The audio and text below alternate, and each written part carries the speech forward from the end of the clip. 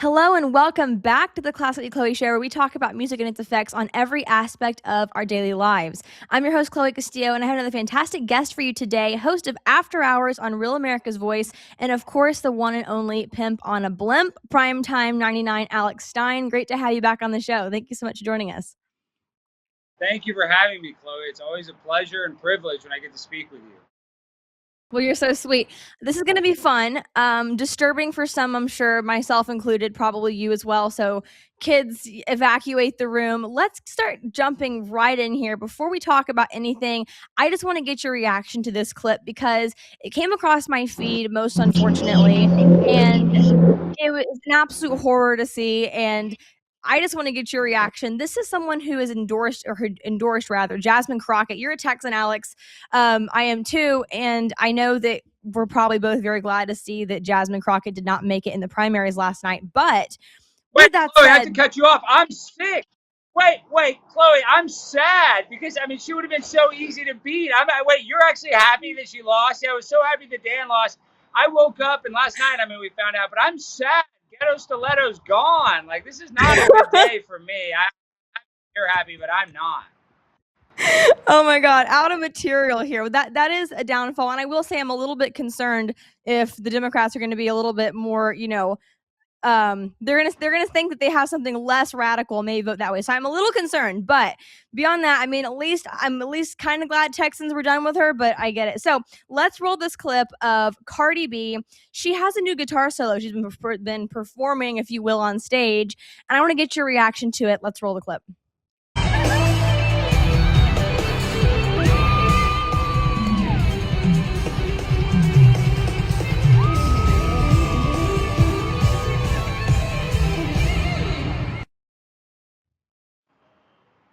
Welcome back to the show, Alex. What do you think?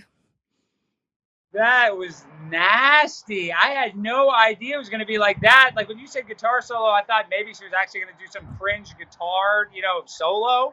But I didn't know she would be like touching herself, rubbing herself. That seems like a sex crime. I'm not even kidding. Like I feel like I was just violated in a very sexual manner. I don't know how else to describe that. And I know that she's an ex-sex worker and stripper, and she bragged about how she would rob men after she would sleep with them. But to me, that was more egregious than her past of being, a prostitute. Seriously, that was crazy. And to think there's a lot of kids in the audience with their family, and she's over there doing that to herself. And I'm not I'm not a choir boy, but that even made me feel some sort of way. Oh, it's ridiculous. So this is our music industry, though, Alex, and this is what I keep just being absolutely blown away by. That this is what has become normal in our society. And I'm not, you're the pimp on a blimp. I'm, classically Chloe, but I'm not exactly a prude myself. But there comes a certain point where this is very concerning, and it makes you think, what exactly have we come to as a society? And again, this is someone who thinks she has the platform and the sway to endorse candidates. And in the great state of Texas, by the way, what's happening to Texas? Well, Texas, if you're really paying attention, Austin's blue, Dallas is blue, San Antonio is blue, Houston is blue. So if it wasn't for the small towns in Texas, we would already be a liberal state. So I'm actually not surprised that she's trying to inject herself into Texas politics, because we are the biggest domino. And once Texas falls, the rest of the dominoes will fall. And that's why there's such a big push with Sharia law. We voted against it, Prop 10. But the reason we had to vote against it is because all of the Muslims are purposely coming to Texas, because if they can take Texas, the rest of the country will be easy pickings. So I'm not surprised that Cardi B is injecting herself. But I guess I'm happy that Jasmine, that it didn't help Jasmine. But really and truly, I am sad that she's not going to be going against Ken Paxton, because I think Ken Paxton could easily beat Jasmine Crockett. I would sure hope so. It'd be quite the battle to witness. But let me pull this back to the music for a second here when it comes to what we both just were assaulted with. If this is something that is normal, what does that tell you that our politicians think of us? And this is something that I've been perplexed with, although not for long, with both sides of the aisle. And I hate to say both sides, because I wish it wasn't the case. But we've seen it. Both sides of the aisle seem to think that stooping to this level of getting these kind of people, these kind of sex workers, if you will, people who were just creating the most degenerate art humanly possible. I don't mean that from a, again, prude standpoint, but just because it's factually true. Um, they keep thinking that is the best way to get the American people on their side for whatever policy, whatever elections coming up. And to me, that's either a reflection on us that we have taken ourselves to such a low level of beings that we are no longer great American citizens, or is it that our government thinks so little of us that they think just our absolute base passions is all they had to appeal to get our vote? What do you think? Well, I mean, obviously they're going to placate us, but you need to watch this clip of Billy Corrigan talking about, and he was the lead singer of the Smashing Pumpkins, and he talked about how in the 90s, which this is basically an open conspiracy that people talk about, is about how rap, degenerate music was pushed instead of normal rock, instead of country music. There was a whole campaign to make country music sound lame, and now country music is arguably the second most popular genre of music besides, I guess you'd say, pop, like Taylor Swift, or rap. But my point is, this was done strategically by the people that are, the people, the puppet masters, the people that are pulling all the strings, and they're doing it because they actually want us to have more of a degenerate lifestyle. And it even goes so deep that they said that when the private prison industry became totally legal in America, that was at the same exact time when rap and this kind of weird, illegal culture started getting glamorized, selling drugs, pimping. Because I call myself a pimp. I'm really not a pimp. I'm saying that facetiously. But my point is, there was real people that were saying F the police, that were saying, they wanted to kill cops. And that was being totally pushed on young kids, white kids, black kids. Everybody was hearing it because it was the mainstream, media push. So I'm not surprised. This is like a coordinated attack. And was it done so they could fill up private prisons? Maybe. But if not, it's definitely done to make our society more degenerate and less in tune to what's actually going on. And they want to distract us by turning us into, degenerates. Absolutely. I use this term or these two terms all the time because I think it's the most fitting. Michael Knowles reacted to a clip of, I believe it was Ice Spice a while back, or someone like that, one of them. And he used the term or the words weak and servile. That this kind of consumption makes us weak and servile. And I've repeated that to the ends of the earth because I think it's so true and so well stated that this is something that is very it changes where we stand in society. If that makes sense. It changes us instead of functioning citizens who actually uphold our government and uphold the direction of our nation that it's taking. Instead, we're just this weak, servile group of people who are easily controlled and easily manipulated by our whatever that was. So, I mean, let's talk about the conservative movement for a second here because I think there's a lot of blindness in the conservative movement when it comes to the puppet masters you were just talking about. I think there's a lot of puppet masters in the higher ups that we're, especially the boomers, are having a really hard time understanding they actually exist. I think that for my generation, the whole idea that the world is run by satanic pedophiles is just kind of a norm. Whereas for more the boomer generation, it's a little bit more like, what did you just say? I can't believe that. That surely isn't true. Why would the government want to intentionally hurt you? Whereas to us, it's more a matter of, well, why wouldn't they? So when it comes to music, you were talking about this basically being like a psyop in a way, and I agree with you completely. I think that it's definitely not just by chance. People say, oh, well, sex sells and that's it. There is some truth to that, but at the same time, I think it's also a matter of that it's an intentional push to direct the American people in a way that makes them more controllable. So when it comes to the conservative movement, we talk about these things all day long. When it comes to music, we kind of say, oh, but it's freedom of speech and we can't really touch that. And, we'll just look the other way and try to win the next election instead. I would argue that this is a part of winning elections, though, long term. And that the conservative movement, if we actually want to change the direction of America, change the hearts and minds of Americans, music, entertainment, film, it's all essential in recapturing the hearts and minds of Americans to, further the values that make our nation great. So what do you think about that? Do you think I'm way off and crazy, or do you think there's actually something to this? No, I think there's definitely something to this, 100%. And you can kind of just see the split that's happening.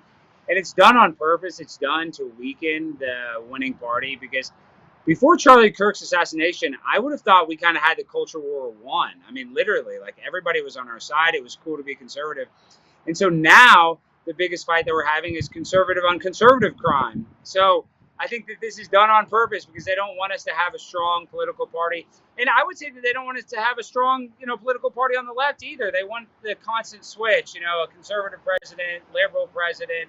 Like, this is all done on purpose because the real conspiracy is that the CIA doesn't care who the president is, because the president's only going to serve 4 or 8 years, when the CIA is going to be there for, ever. They're never going to go away. When you get in, when you become a CIA agent, you work for life, even if you're retired. So I think a lot of this is done on purpose, and you can see the infighting. And some people are getting paid. Maybe some of them are foreign agents. Maybe some of them are doing it, earnestly. I don't know, because we don't know what everybody, what their motivations are. But I do think this is a coordinated attack to weaken the movement that is currently winning. I 100% agree with that. So when it comes to, again, the conservative movement, which I'm kind of tired of saying, what do you think needs to be done? We just talked a little bit off air about Real America's Voice coming out with Real America's Music, which is kind of a new thing. They're pushing to have more conservative music content out there, which I think is great. My friend LJ Fino has been a huge part of that, and God bless him for it. But beyond rap, which I think is amazing, on the whole, what needs to be done with the conservatives to actually awaken people to the fact that music and, any other art form can be utilized as such a, critical way to really gain momentum for our movement long term? Well, I would say music is literally the most important thing that humans have. And I know that may be too simplistic or too reductive, but there's only a few things that you can turn something on and it can make you feel some sort of way, right? So music has incredible power. And I would argue that you could say even music is more powerful than like a video, because every great movie has a good music score, right? And that's the music that kind of makes you have that emotional response. So in order to actually, this sounds bad, but the music that we're currently listening to is brainwashing us in the wrong way. We need something that's positive. And I'm not pro brainwash. We need something, I guess, to positively brainwash, or what I mean? That trains our brain subconsciously in a positive way, because we hear these lyrics and we hear all this demonic music, and all of that is going to our subconscious. We don't even really, we can't understand what it's doing to us right in the moment, but it has lasting effects. So the fact that rap is making music that is not degenerate, that is not meant to turn kids into transsexuals, that's not meant to make people depressed or lead them into a life of crime, I think that would be better for society, because music is incredibly powerful.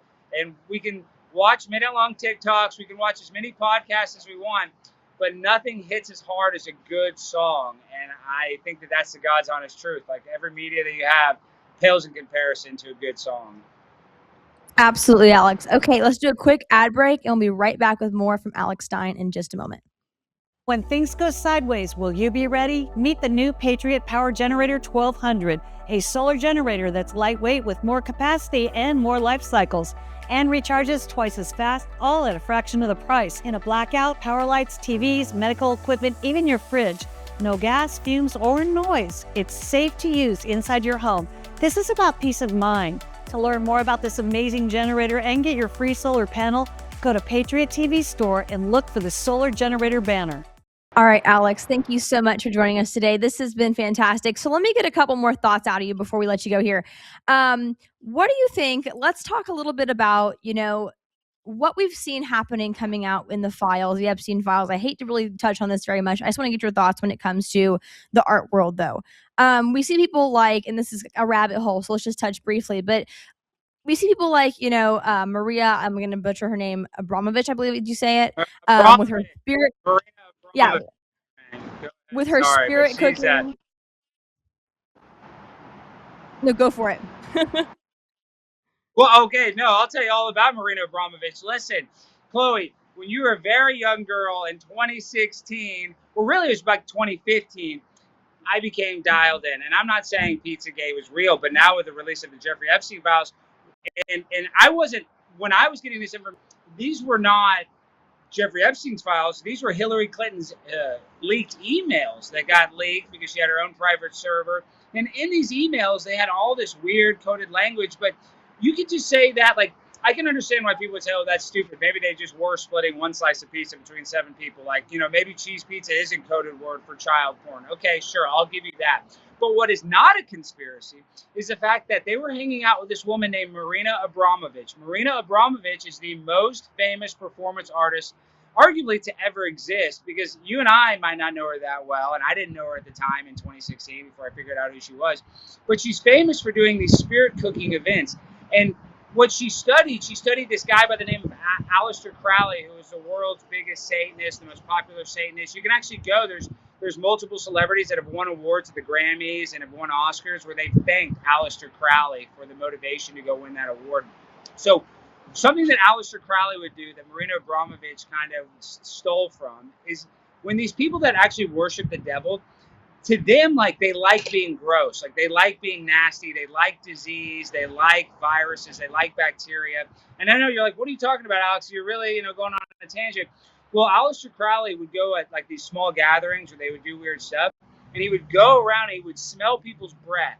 And whoever had the worst smelling breath in front of everybody, he would have that person hawk a loogie into his mouth. And he would take the loogie and smile, and everybody would go, what the hell did we just see? Because if you're a Satanist, satanic, you want to be the nastiest guy. You want to be the grossest, because God is pure. God is clean. So Satan is nasty. Satan is like fecal matter and blood. And the reason that connects to Marina Abramovich, because Marina Abramovich would do these spirit cooking parties and art installations where she would have a bucket of blood. And if you saw her do it at an art studio, you might think, oh, that's probably just like fake prop blood. But in reality, what they would do in these spirit cooking events, and I don't know if those art installations necessarily was fake blood, but they would have spit, blood, poop, ejaculate. I don't even know if I can say that on your show. I'm just saying the most disgusting mixture of stuff, and they would play with it. They would put it on the walls as if you're like an infant. They would write words on it, and you can watch a video of Marina Abramovich writing like magic spells, black, dark magic spells, and cutting her hand and licking the blood.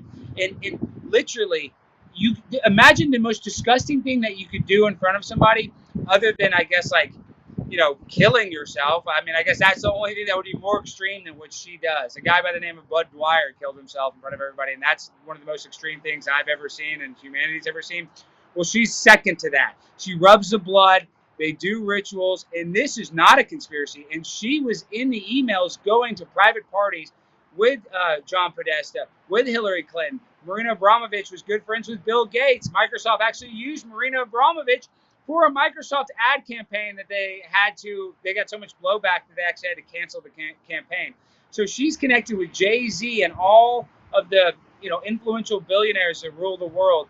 And to them, it's not a joke. We might think, oh, they're just weird, millionaires and celebrities doing, some ritual. It's stupid. Well, to them, it means something. And believe it or not, God is real. So I think that means that Satan is real. Yep. And I wouldn't be surprised if you're doing rituals to Satan, that it does bring you some sort of, something. I don't know if that's money.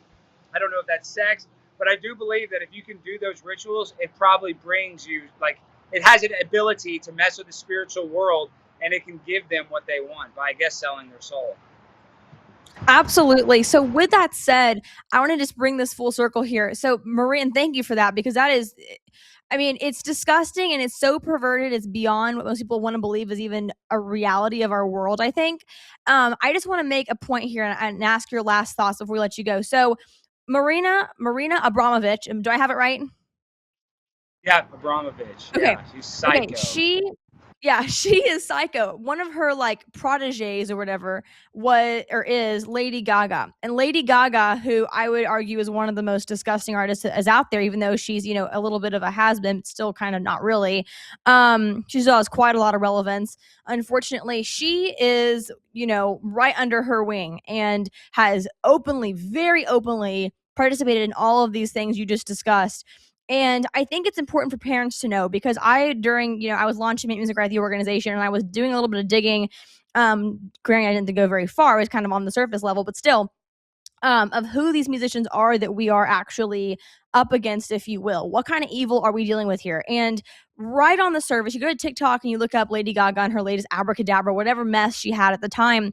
And there were pages and pages and pages and pages of little kids. I kid you not, as young as like one lady had her infant, like newborn infant in her hands with a phone in front of it, watching this ritualistic dance psychosis that Lady Gaga's performing in her song Abracadabra. And then beyond that, little kids in their living rooms, the TV So screen up.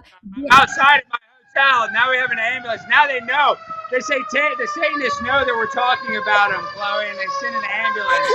We're probably going to take them to the hospital. There's the Please, sickness please right don't. there. Okay, sorry about that. Technical difficulties. But go No, ahead. you're Sorry good. about that, Chloe.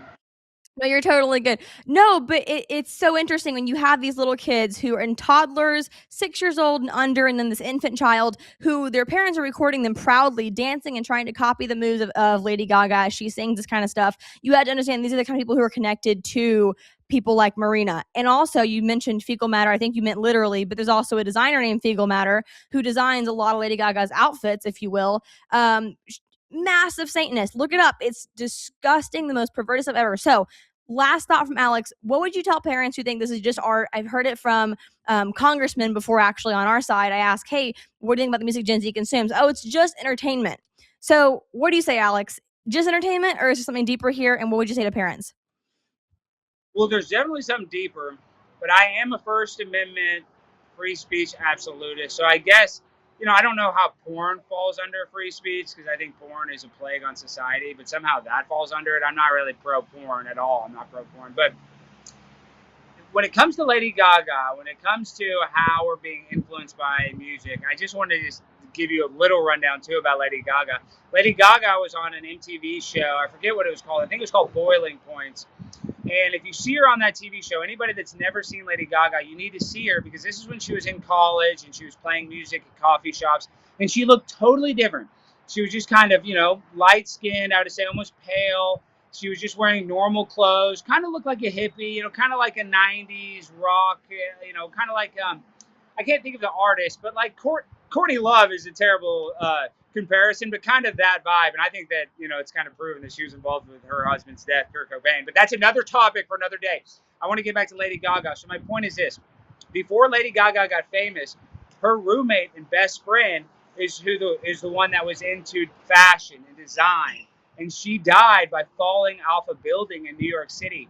And Lady Gaga even says this, you can look this up, that she took her friend's aura. And that's back before that word even aura was popular. Now everybody's talking about frame mogging and aura jacking and whatever new words they're using. But my point is, she stole her friend's aura and then shortly thereafter became very famous.